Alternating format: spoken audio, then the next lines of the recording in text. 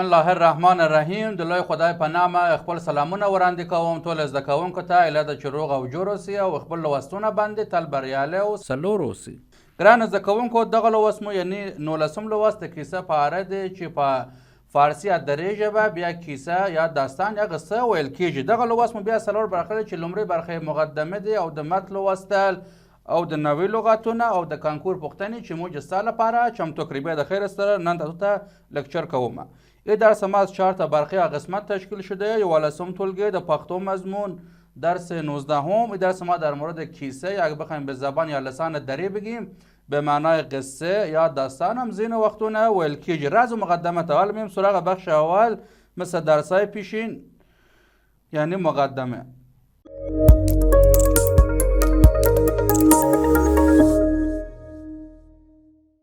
کیسه د انسان له پیدایښت نه تر نن پورې د انسان ژوند یو آرین توک ګرځېدلی دی. میگه قصه یا داستان از اول پیدایش انسان یا خلق انسان تا امروزه به عنوان یک مورد ضروری و مهم گردیده است. گرځېدلی دی به معنای گردیده است و کلمه ژوند به معنای زندگی و یو آرین توک یعنی به معنای یک مورد ضروری. دیره داس رشتینی او جوړ سوی کیسه شته چې روزنی اخلاقی او معلومات مفاهیم پکې نغشته وي و میگه بعضی از داستانهای واقعی به اصطلاح یا داستانهایی که جور شدن وجود دارد که در آنها معلومات و مفاهیم اخلاقی و تربیتی و پرورشی نغشته دی به معنای نهفته است. اوریدل او لوستل اوریدونکو او لوستونکو تا روزانه دی شگنی لري. میگه خواندن و شنیدنش برای شنونده و خواننده جهتهای مثبت پرورشی یا تربیتی دارد. د ژوندانه اخلاق و کرور و عادت په سمون کې ډیره مرسته کوي و گفته که در زندگی اجتماعی ما بالای عادات و اخلاق و کردار و اعمال ما یعنی در ویرایش آن بسیار کمک میکند. ما را مرسته کوي به معنای کمک میکند. ځینې کیسې داسې وي چې په یوه ولسایي و ټولنې پورې اړوندې وي خو ځینې نورې بیا په څو ولسونه او بیلابیله ټولنه کې شریک وي. میگه بعضی از قصه ها یا داستان فقط به یک ولس یا به یک مردم یا به یک جامعه بستگی یا تعلق دارند و بعضی از داستان های دیگه به چند تا ولس یا چند تا مردم و جامعه به اصطلاح اشتراک دارند در این قصه ها یا داستان ها. کیسه که په یو ولس پورې اړه ولري یا به ډیره پورې خو له اخلاق او ښېګڼو څخه ټول ولسونه په خپله ژونده کې ګټه اخیستلی سي. وان گفته که حالا چی داستان به یک جامعه یا چی به چند تا جامعه اشتراک داشته باشه یا به اصطلاح مربوط باشه همگی میتوانند از جهتهای مثبت آن چه از لحاظ اخلاقی و مسائل دیگر در زندگی خود گته اخیستلی سي به معنای بهره بگیرند.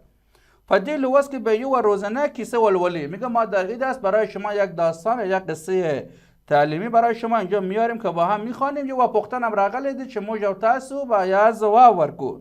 پوښتنه څه دی ویلې دی؟ تاسو د خپل مشران له خول څخه کومه کیسه اوریدلې؟ میگه آیا تعالی شما از بزرگان خود کدام قصه یا داستان را شنیدید؟ د متن لوست یو عالم د یو پاچا په وړاندې خبرې کولې ناګهان د خبرو په منځ کې ویله. میگه یک عالم در مقابل یک پادشاه شروع کرد به صحبت کردن که ناگهان در میان خبرهایش گفت په هندوستان کې یو ونه ده که میوه څوک وخوري نو سره نه زریږي او نه مري. میگه در هندوستان یک درختی است که کسی میوه او را استعمال کنه یا به اصطلاح بخوره نه پیر میشود و نه میمیرد. اینجا کلمه ونه به معنای درخت. پاچا چې دا خبره اوریدله نو پر هغه ونه میان سو. میگه وقت پادشاه خبر یه حرف شنید بالای او درخت عاشق شد. اینجا کلمه میان به معنای عاشق. سودا واخیسته چې دا به څنګه رنګ پیدا سي خو له هغه عالم نه پوښتنې نه کوله چې دا ونه به چرته و څنګه وي. میگه به اصطلاح به چو طرف با خودش فکر کرد که این درخت کجاست و چگونه است ولی از او عالمی که حرف زد دیگه سوال نکرد. پاچا خپل باور سره هندوستان ته ولیږه او ډیره مالی ورته ورکه. میگه باز پادشاه آمد به همون نفر که بالاش اعتماد داشت او را به اصطلاح یک مقدار مال یا پیسه براش داد و او را به هندوستان روان کرد. ورته ویله دا پیسه له ځان سره واخله دا دولت لګوه او نورې به هم در ولیږم. میگه این پیسه را بگیر به هندوستان روان شو و باز برات پیسه روان میکنم. تر هغه مرده چې دغه ونه میوه دی نوی راوری و میگه تا وقتی که میوه و درخت برای ما نیاوردی دیگر نیا. سره روان شو هندوستان ته ورسیده. میگه او شخص رفت و به هندوستان رسید. له هر چا به پوښتنه کوله هغه ونه به کوم ځای دی که سره میوه وخوري نو بیا همیشه ژوندی وي او نه زریږي. وقتی که رسید به هندوستان میگه از هر کس پختنه یا سوال میکرد که او درخت کجا است که کسی او میوهش را بخورد نه پیر می شود و به اصطلاح همیشه زنده است. خلکو به دې خبره په اورېدلو وخندله، چا به ورپورې توګه کولې، چا به ویل دا لیونی سوی دی. میگه وقتی که مردم حرف را از او شنیدن، بعضی شروع کردن به خنده کردن سرش و بعضی برای او مزاح یا به اصطلاح شوخی میکردن و بعضی میگفتن که این سری یا این شخص به اصطلاح دیوانه شده. اینجا کلمه لیونی به معنای دیوانه، توگی به معنای مزاح یا به اصطلاح شوخی ویل کیږي و کلمه خندل که از مصدر فعل خندیدن هست اینجا کتاب آورده. چا به ویل مشت معلومه نده و باز میگه بعضی میگفتن که برای ما مشخص نیست. زینو فکر و کیدای سی دا و نه چیرته وی ځکه چې دا سره ورپسی ګرځي و میگه باز بعضی با خودشان فکر میکردن که احتمالاً همچنین درخت وجود داشته باشه به علت ای که این شخص از راه دور آمده و دنبال این درخت میگردد. ورپسی ګرځي یعنی دنبالش میگردد. یو اشمیر به ویل کې وي نو پلاني ځنګل کې وي بول ځای مې ګمان نه کیږي. چا به ویله پلان ځنګل کې یو لویه ونه ده چې څوک یې چاته نه ښکارېږي. و میگه که باز بعضی مثلا براش میگفتن که در فلان جنگل است که همچنین درختی است، البته سر و به اصطلاح مزاح یا شوخی میکردن و باز بعضی میگفتن در فلان جنگل یک درختی است که نه ریشش را کسی میتواند ببیند و نه ارتفاع یا نوکش را. اینجا کلمه سوکی به معنای غله و کلمه زنگل هم که به معنای جنگل به اصطلاح ویل کیږي. او بیخ هم نه معلوم میږي او میوه هم چا لا په نس نه ورځي که چیرې هغه وینو شک نشته. و میگه اگر مثلا فلان درختی که شما دنبالش میگردید باشه همین درخت است که ارتفاعش هم به اصطلاح زیاد است و ریشهش را کسی نمیتواند ببیند و دست کسی هم به میوه هایش نمیرسد. هر چا په ورپورې مسخره کول دی غریب په ځنګل و غرونه میره او دښتو کې ګرځیده. میگه هر کسی که بود این غریب به اصطلاح سرش مسخره و مزاح میکرد و این غریب میگه در جنگل ها و صحراها و بیابان ها و دشها به اصطلاح گشت. پای که تر دیر پشتن گرویجون نهیلی راستون شو. اینجا کلمه نهیلی به معنای ناامید و راستون شو به معنای برگشت. و میگه در آخر و در نتیجه بعد یه همه سوال و گیر و گدار اصطلاح میگه که با صورت ناامیدی برگشت. دیر خپا و پاچا ته د اوز د وړاندې کولو فکر کاوه و میگه با خودش فکر میکرد که چه عذری در مقابل پادشاه بیاورد. په یو ځای کې شپه شو. میگه در یک جای بود که شب شد هلته د یو سره لخولی وریدله چې زموږ په دې کلی کې لوی عالم او ډیره ښه سړی دی. میگه از دهان یک نفر به اصطلاح شنید که در این قریه یا به اصطلاح روستای ما یک عالمی است که بسیار شخصیت خوبی است. نوموری په زړه کې وویله. میگه نامبردی به اصطلاح در قلبش گفت که ور بسومه که څه دعا راته وکړي سمدلاسه پاسیده. میگه با خودم به اصطلاح او شخص با خودش گفت که برم جای فلان عالم تا برام دعا بکنه. ورته والا صاحب دعا راته وکړه چې ایمان می خدای جل جلاله سلامت کړي او په خیر سره وطن ته ورسیږم. میگه باز همون شخصیت رفت جای عالم و براش گفت که صاحب تو برام یک دعا بگو که هم ایمان ما تقویت بشه هم بخیر انشالله وطن برسه. هغه دعا ورته وکړه او بیا تر پوښتنه وکړه. میگه او عالم براش دعا کرد بعد ازش پرسان کرد چیرته تللی و یعنی کجا رفته بودی. قاصد ورته ټوله کیسه وکړه. میگه قاصد تمام قصه را براش کرد. عالم له اوریدل ورسته ورته واله. میگه عالم بعد که حرفای او را شنید براش گفت که تاسو د هغه خپل پاچا په خبره نه یاست پوسوي. میگه آیا شما بالای حرف پادشاه خود متوجه نشدین یا آگاه نشدین؟ هغه ونه د علم ونه ده. میگه آن درخت علم است یعنی څوک چې د علم میوه بخوري نو تل ژوندی وي. میگه هر کسی که میوه علم بخورد برای همیشه زنده. د تلپاتې ژوند معنای ده چې خدای جل جلاله او و میگه معنای همیشه باقی ماندن یادش این هست که خدا جل جلاله و پیژنه، یعنی که خدا را بشناسد، نیکی بدی ورته معلوم سی و نیکی و بدی براش معلوم بشه، نیک عمل وکړي او له بدی نه ځان وساتي و از اعمال بد به اصطلاح خود را محافظت کنه. کتابونه ولیکي، کتابهای را بنویسد، زده کوونکي و روزی، یعنی میگه که دانش آموزان رو تربیت کند و پرورش بدهد که دا سره مرم سی هیچ غمی نسته. میگه این شخص که بمیرم هیچ غمی در آن نیست ځکه هلته رو ژوندي او دلته نوم ژوندي وي او ثواب یې داسې کیږي لکه یو ژوندي سره چې نیکي کوي او ثواب یې کیږي.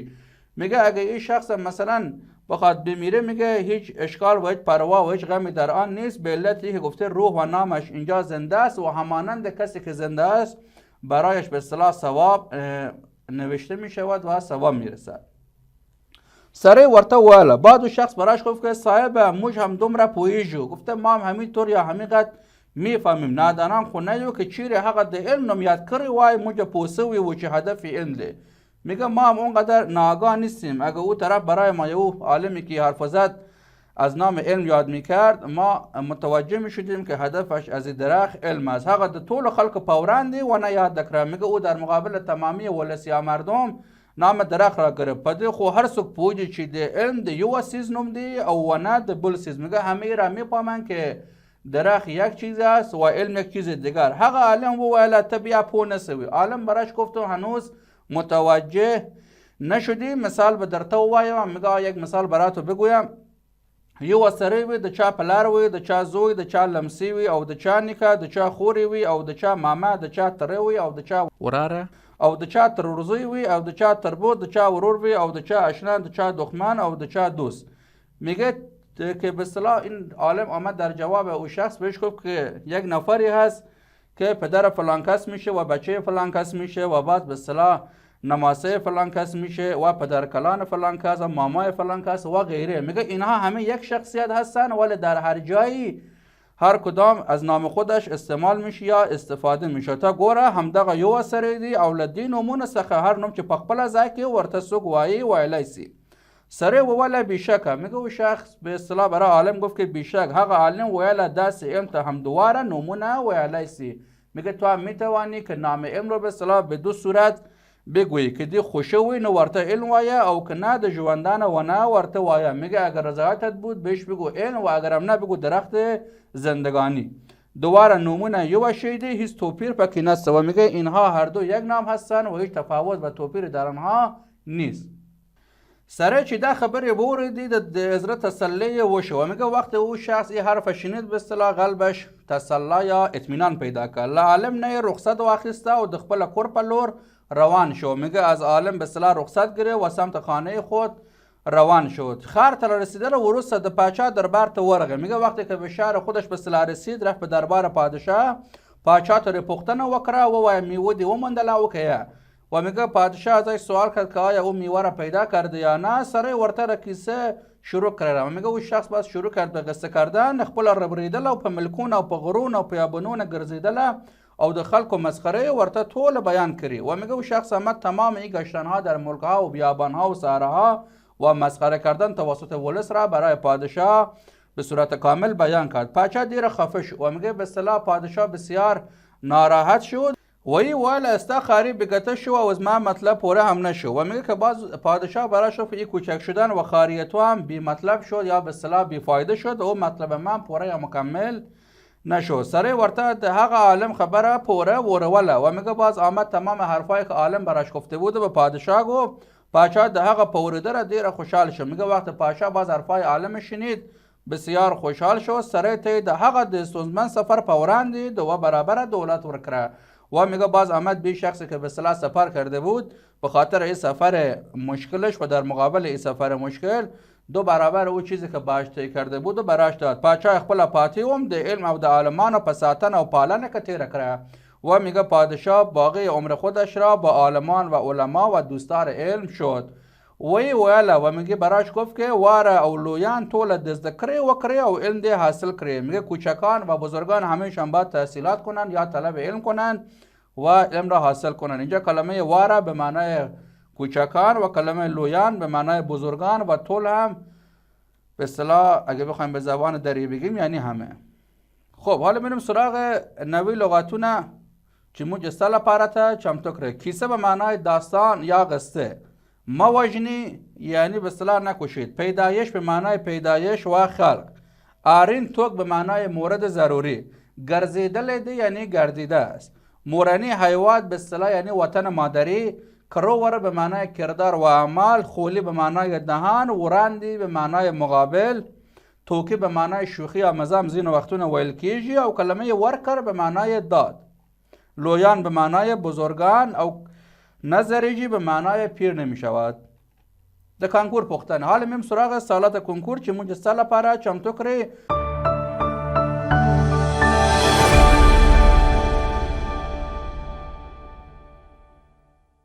لومړی پوښتنه څه دی ویلی؟ سوال اول چی مطرح کرده؟ کیسه معنا په نخه کړی. گفته معنای کلمه کیسه رو مشخص کنید که جواب سم یا صحیح میشه گزینه دوم داستان یا قصه. دوم پختن صدی ویلی میرو معنا پنخه کره گفته معنای کلمه میرو را به اصطلاح مشخص کنید یا نشانه کنید که جواب سم یا سه میشه گزینه یو یعنی صحراها. دریوم پختن صدی ویلی توکی معنا پنخه کره گفته معنای کلمه توکی چیست که جواب سم و سه میشه گزینه دریوم یا سوم به معنای شوخی. ګرانه زده کوونکو دغه لوست مو د خیر سره خلاص وله. هیله ده چې روغ او جوړ اوسئ او خپل لوستونه باندې تل بریالي او سرلوړ اوسئ. تر راتلونکي غوندې د الله په امان. الله مو مل څخه شپه ورځ ولرئ.